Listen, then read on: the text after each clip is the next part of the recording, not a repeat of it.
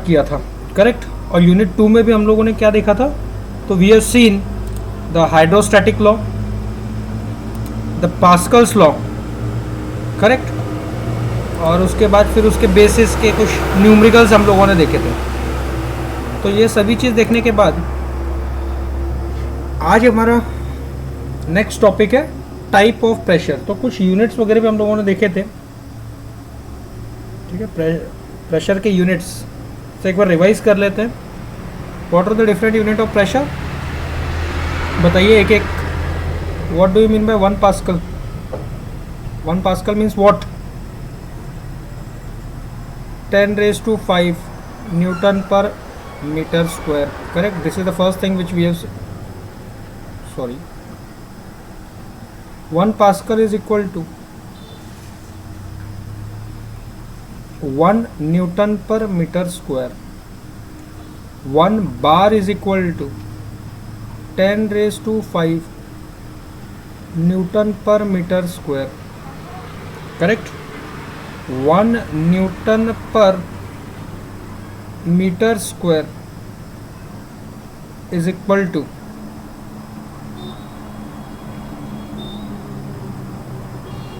10⁶ newton पर mm square.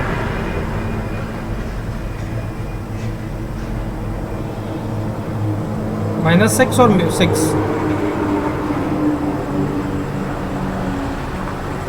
Metre का mm 10⁵ का स्क्वायर 10⁶ डिनोमिनेटर में, इसलिए माइनस, ठीक है। तो उल्टा भी कर सकते हो।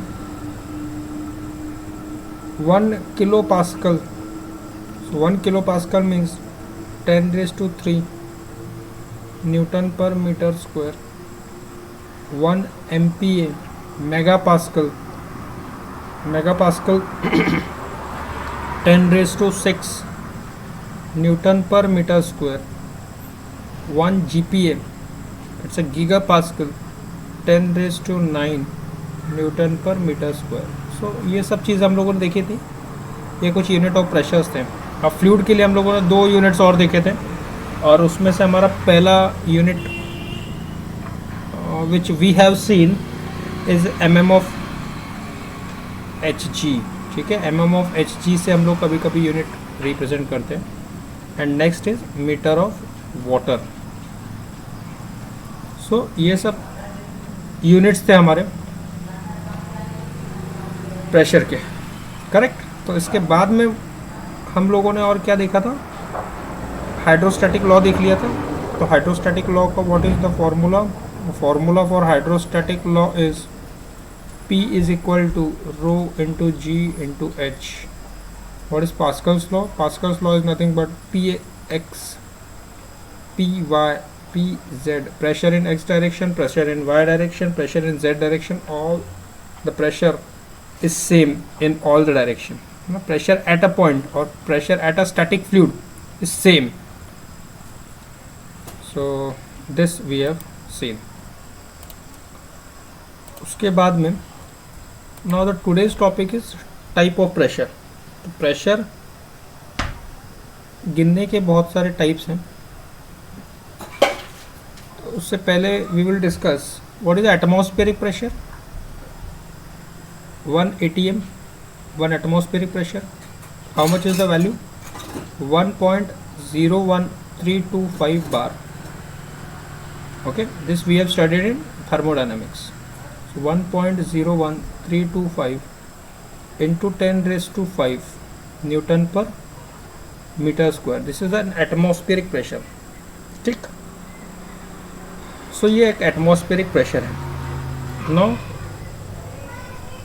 ये हमारा एटमॉस्फेरिक प्रेशर है। तो व्हाट वी कैन सी कि इस एटमॉस्फेरिक प्रेशर को कुछ ना कुछ तो एक रेफरेंस लाइन से हम लोगों ने गिना होगा, करेक्ट। सो वो जो रेफरेंस लाइन है, जिस लाइन से हमने ये गिना, that reference line is nothing but your, ये एक लाइन है, इसको ही हम लोग बोलते हैं absolute zero pressure line. Absolute zero pressure line का मीनिंग है जहाँ पे प्रेशर ज़ीरो है। अब एटमॉस्फेयर में तो 1 0.01325 बार है ना, तो कहीं ना कहीं तो ज़ीरो होगा. So that reference line is nothing but your absolute zero pressure line. Now एक एग्जांपल देखेंगे. तो suppose let us take an example of, जब आप लोग हवा भरने के लिए जाते हो गाड़ी की दुकान में, ठीक है. So what you will see there कि जब हवा भर के हो जाता है तो हम लोग क्या करते हैं, गेज से गिनते हैं उसको, ठीक है. गेज से वो वैल्यू बताता है 30, 35, 40, करेक्ट. सो जब वो ट्यूब में लगाता है तो we will get a value, correct. और जब वो ट्यूब में नहीं लगाता तो बाहर कितना वैल्यू होता है, ज़ीरो वैल्यू होता है. बाहर कितना दिखाएगा, ज़ीरो. ट्यूब में लगाएगा तो 30, 40 कुछ तो बताएगा वो. लेकिन प्रैक्टिकली तो हमारे सराउंडिंग में तो 1 बार का प्रेशर है ना नियरली, बट वो वैल्यू तो वो नहीं बताता, करेक्ट. सो वो नहीं बताएगा. क्यों? क्योंकि वो जो गेज है उसको ही हमने रेफरेंस ले लिया है. मींस हमारा जो एटमॉस्फेरिक प्रेशर है वही हमारा रेफरेंस है. तो यहाँ पे ये मेरा एक और लाइन है और इसको मैं क्या बोलूँगा, इट्स एटमॉस्फेरिक प्रेशर. इसको क्या बोलूँगा, एटमॉस्फेरिक प्रेशर लाइन, करेक्ट. अब जो मैं गाड़ी में हवा भर रहा हूँ वो कितना है, 30, 40 कुछ तो रहेगा. तो ये पॉइंट यहाँ पे रहेगा क्योंकि यहाँ पे ज़ीरो है, तो यहाँ 40 मीन्स थोड़ा सा यहाँ 10 होगा, यहाँ 20 होगा, यहाँ 30 होगा, ये 40 हो गया, करेक्ट. सो इस वैल्यू को मैं क्या बोलूँगा, it's a gauge pressure. So what is a gauge pressure? It is a pressure measured with a reference of atmospheric pressure. Atmospheric pressure को रेफरेंस लेके अगर आप गिनते हो तो वो क्या होगा, गेज प्रेशर होगा. अब जैसे हमने 40 गिना, करेक्ट. यहाँ 30 है, यहाँ 20 है, यहाँ 10 है, यहाँ 0 है. कहीं ना कहीं -1, -2 भी होता है कि नहीं. सो लेट अस से -2 बार प्रेशर है यहाँ, करेक्ट. तो इसको हम लोग क्या कहेंगे, व्हाट वी विल सी, इसको हम लोग क्या कहेंगे, इस प्रेशर को वैक्यूम प्रेशर. कौन सा प्रेशर कहेंगे, vacuum pressure. Now what is vacuum pressure? The pressure which is measured, कहाँ से रेफरेंस लिया हमने, एटमॉस्फेरिक प्रेशर से. The pressure below the atmospheric pressure line, मतलब एटमॉस्फेरिक प्रेशर लाइन के नीचे रहेगा वो, और हमारा रेफरेंस क्या रहेगा, एटमॉस्फेरिक प्रेशर. तो हमारा एटमॉस्फेरिक प्रेशर लाइन रेफरेंस है. उसके ऊपर अगर हम गिनते हैं तो गेज प्रेशर बोलेंगे, उसके नीचे रहेगा तो उसको हम लोग क्या बोलेंगे, वैक्यूम प्रेशर. तो वैक्यूम प्रेशर मतलब एटमॉस्फेरिक प्रेशर से कम, गेज प्रेशर मतलब एटमॉस्फेरिक प्रेशर से ज़्यादा. बट वो दोनों कहाँ से गिनोगे आप, एटमॉस्फेरिक प्रेशर की जो लाइन है वहाँ से आपको गिनना है, करेक्ट. लेकिन एक और चीज़ क्या हो सकती है, now we have another thing. क्या हो सकता है हम लोगों के पास में कि ये जो आप लोग गिन रहे हो इस पॉइंट को, मतलब जैसे आपके 2 पॉइंट थे, करेक्ट. ये एक पॉइंट था और ये एक पॉइंट था, मतलब you have this point and this point, ये 2 पॉइंट है. लेकिन इसको दूसरा तरीका भी है ना गिनने का, यहाँ से भी आप लोग गिन सकते हो नीचे से, करेक्ट. ये नीचे से अगर इसको गिनोगे तो इसको हम लोग क्या बोलेंगे, एब्सोल्यूट प्रेशर. क्या बोलेंगे इसको, एब्सोल्यूट प्रेशर. सेम थिंग, ये जो पॉइंट है इसको आप लोग अगर नीचे से गिनोगे तो इसको मैं क्या बोलूँगा, एब्सोल्यूट प्रेशर. तो what is absolute pressure? Absolute pressure का मीनिंग है कोई भी प्रेशर हो उसको अगर मैं 0 प्रेशर लाइन से गिनूंगा, यहाँ से एब्सोल्यूट 0 प्रेशर लाइन से अगर मैं रेफरेंस लेके गिनूंगा, यहाँ से अगर मैं गिनना स्टार्ट करता हूँ, वो अगर पॉइंट यहाँ होगा तो मैं यहाँ से यहाँ तक गिनूंगा तो it will be on absolute pressure line. ठीक है, एब्सोल्यूट प्रेशर यहाँ पे गिनना है, नीचे से गिनूंगा, इस पॉइंट से गिनूंगा तो एब्सोल्यूट प्रेशर हो जाएगा. लेकिन मैं यहाँ से गिनूंगा तो एटमॉस्फेरिक हो जाएगा. यहाँ पे पॉइंट है, इस पॉइंट को 2 तरीके से गिन सकता हूँ. एक तो मैं नीचे से गिन सकता हूँ, नीचे से गिनूंगा तो इट विल बी और एब्सोल्यूट प्रेशर लाइन से अगर मैं गिनता हूँ तो उसको एब्सोल्यूट प्रेशर बोलूँगा. और अगर मैं ऊपर से गिनता हूँ मीन्स एटमॉस्फेरिक प्रेशर लाइन से गिनूंगा तो उसको मैं वैक्यूम प्रेशर बोलूँगा. क्यों वैक्यूम प्रेशर बोलूँगा? बिकॉज वो नीचे है. ठीक है, तो अगर इसको आप एक फॉर्मूला अगर इसका लिखना चाहते हो तो we can develop a formula also. Absolute pressure is equal to atmospheric pressure plus gauge pressure, ये आपका फॉर्मूला हो सकता है, या फिर atmospheric pressure minus vacuum pressure. और एटमॉस्फेरिक प्रेशर कितना है, ये पूरा एटमॉस्फेरिक प्रेशर है। What is this is the atmospheric pressure. देखो अभी मुझे एब्सोल्यूट गिनना है, मतलब ये यहाँ से लेके यहाँ तक गिनना है, इतना गिनना है, तो मैं कैसे गिनूँगा, ये इतना ले लूँगा एटमॉस्फेयर का और ये प्लस पी गेज, करेक्ट।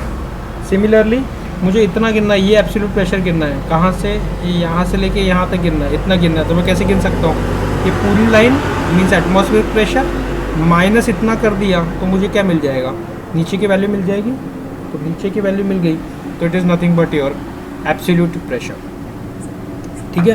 तो this is another type of pressure जो कि आप लोगों को ध्यान में रखना है। तो ये एक फॉर्मूला भी है, इसको आप लोग लिख लीजिए, इसको ड्रॉ कर लीजिए, that will be useful for you. Next एक छोटा सा कॉन्सेप्ट है अब आगे, total pressure and centre of pressure, ऐसे दो कॉन्सेप्ट है, ठीक है। तो इनको स्टार्ट करने के पहले मैं थोड़ा सा तुम लोगों को सेंट्रॉइड रिलेटेड चीज़ बताता हूँ। देखो what is a centroid, centroid का मतलब क्या होता है, what do you mean bye centroid.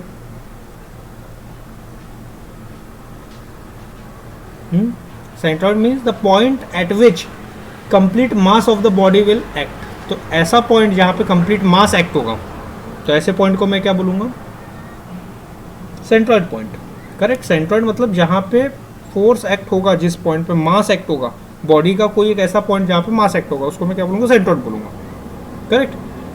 अब ये कॉन्सेप्ट जो है टोटल प्रेशर और सेंटर ऑफ प्रेशर, ये कॉन्सेप्ट कब आएगा, जब एक आधा बॉडी पानी में डूब गया है, ठीक है। Object is immersed in water.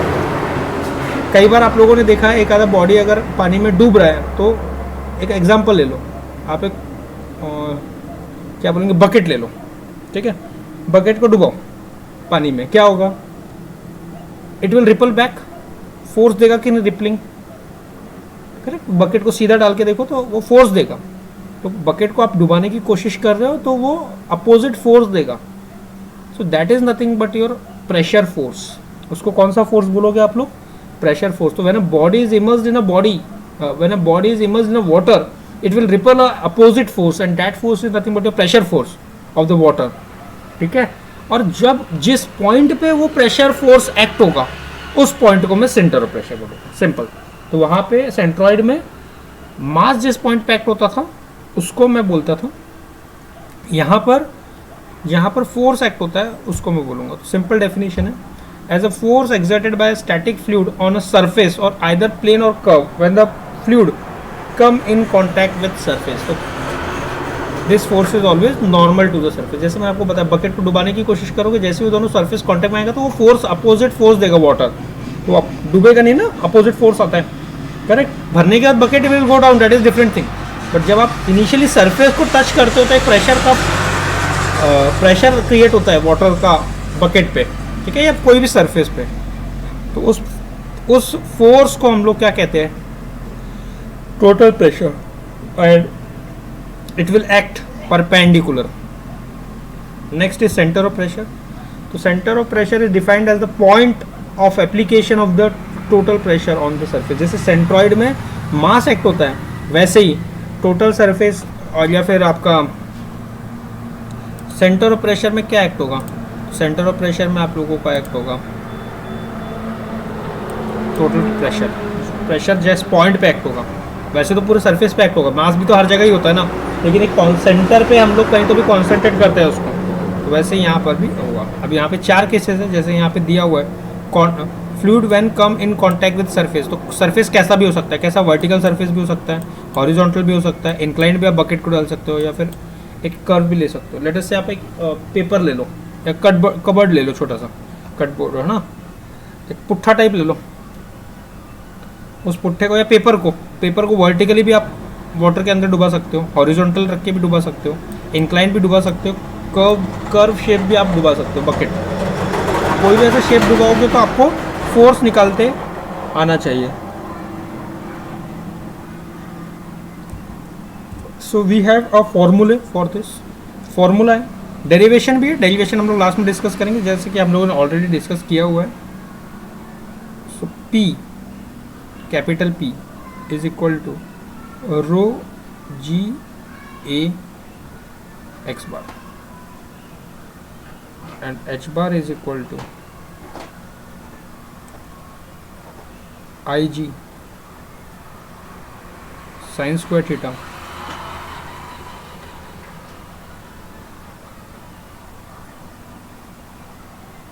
ax bar.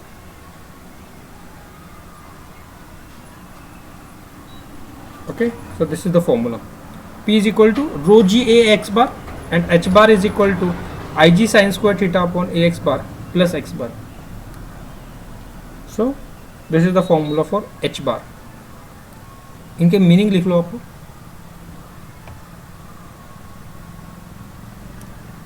P, what do you mean by P? Total pressure. ठीक है, लिस्ट ऑफ फॉर्मूलेज में भी आप ऐड कर सकते हो, कोई इश्यू नहीं है. P, pressure force, unit is newton.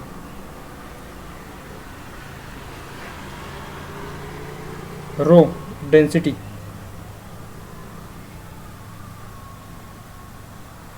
Rho density.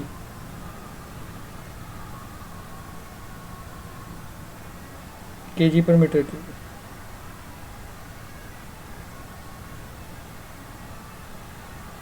Correct. Next G 9.81 acceleration due to gravity.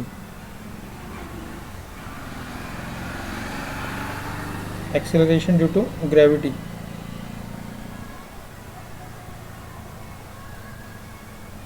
Next A, surface area.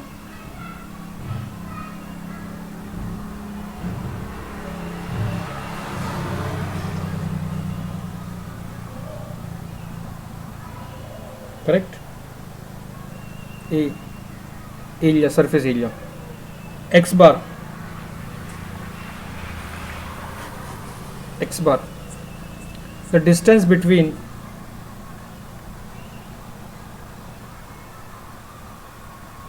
इसको थोड़ा सा एडिट करेंगे क्या, एक मिनट ना, इसको मैं थोड़ा सा ये कर देता हूँ, एक इजी नोटेशन ले लेता हूँ, थोड़ा सा कॉम्प्लिकेटेड हो जाएगा. एक्स बार से आप लोग वो सॉम में भी हमने एक्स बार वाई बार पढ़ा है ना, so you will gate confused.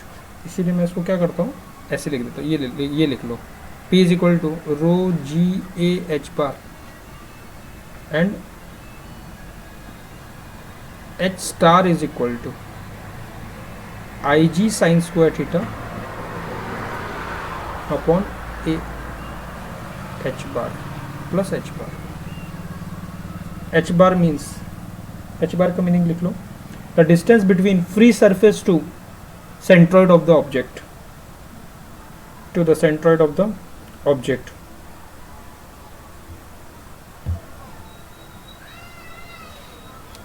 ठीक है. Next H star. H star means center of pressure. Excuse me. H star means center of pressure.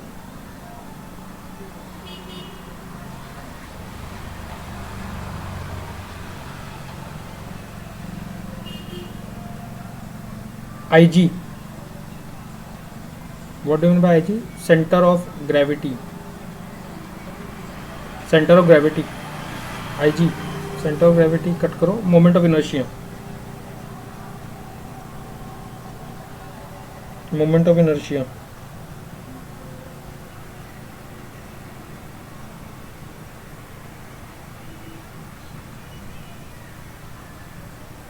Okay.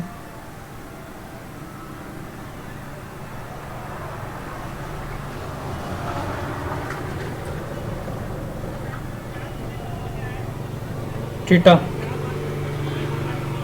Angle. बताता हूँ मैं सभी नियम लिख रहा हूँ, डोंट वरी. एंगल.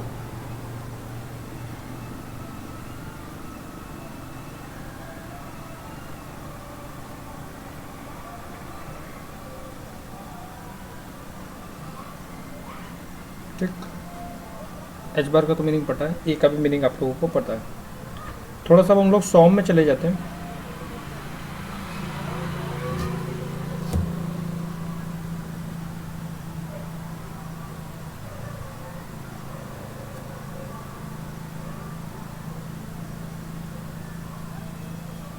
ठीक है, थोड़ा सॉम में जाएंगे और सॉम के कुछ फॉर्मूलेस हम लोग देख लेते हैं।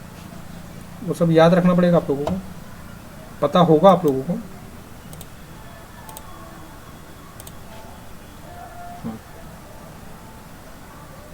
What is this? It is an rectangle. ठीक है, चार्ट आप लोग अपने नोटबुक में बना लो। तो हॉरिजॉन्टल डिस्टेंस को मैं बी बोलता हूँ, वर्टिकल इसको डी बोलता हूँ। तो what is X bar, what is Y bar, what is I X X, what is I Y Y, बोलो। X bar is B by two. ठीक है, ये ऑलरेडी फॉर्मूले हो चुके हैं, D by two. What is X bar Y bar, तो centre यहाँ पे एक्ट होगा, तो दिस डिस्टेंस, इसको एक्स बार बोलते हैं, इसको वाई बार बोलते हैं, सेंटर एक्ट होगा, है ना। What is I X X, formula of a rectangle B D cube by 12।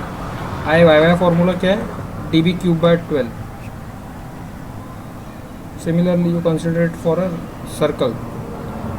Circle का डायमीटर, लेटर से the diameter of the circle है डी, सेंट्रॉइड यहाँ एक्ट होगा, करेक्ट। तो this X bar and Y bar both are what, D by two, D by two होता है। What is the formula for this, pi by 64 D raise to 4, pi by 64 D raise to 4। I X X I Y Y इसका क्या होता है, same होता है। Similarly you can go for the area also, B into D इसका area होगा। What is area of a circle, pi by 4 D square. Simple एक circle ऐसे चार्ट बना लो आप लोग, that will be easy. Next triangle. तो triangle के लिए B is the base, H is the height. तो यहाँ पे क्या हो जाएगा, बी बाय 2 यहाँ पे हो जाएगा एच बाय 3, 2h बाय 3। ठीक है, h बाय 3 किधर से रहता है, फ्रॉम बेस। नीचे से गिनोगे तो h बाय 3 रहेगा सेंट्रल, ऊपर से गिनोगे तो एपेक्स से अगर गिनोगे तो 2x बाय 3, h बाय 3 हो ना। सपोज 3 मीटर है टोटल हाइट, तो ये डिस्टेंस कितना होगा, h by 3 means 3 by 3 1 metre होगा। अगर ऊपर से आप गिनोगे तो फ्रॉम एपेक्स का मीनिंग है ऊपर से गिनोगे तो 2h by 3, 2 into 3 by 3, so it's 2 metre. तो ऊपर से गिनोगे तो 2 मीटर, नीचे से गिनोगे तो 1 मीटर। तो इसी को हम लोग, this is nothing but 2h by 3, और वही अगर नीचे से गिनोगे तो you will get a h by 3 centroid. Already this also we have discussed. Okay, what is the formula for triangle. Triangle के लिए क्या फॉर्मूला है, भूलो मत पुराना। Solid mechanics is a very important subject. H B cube by 36, B H cube by 36, half into base into height, है ना। तो इस टेबल को आप लोगों को याद रखना है।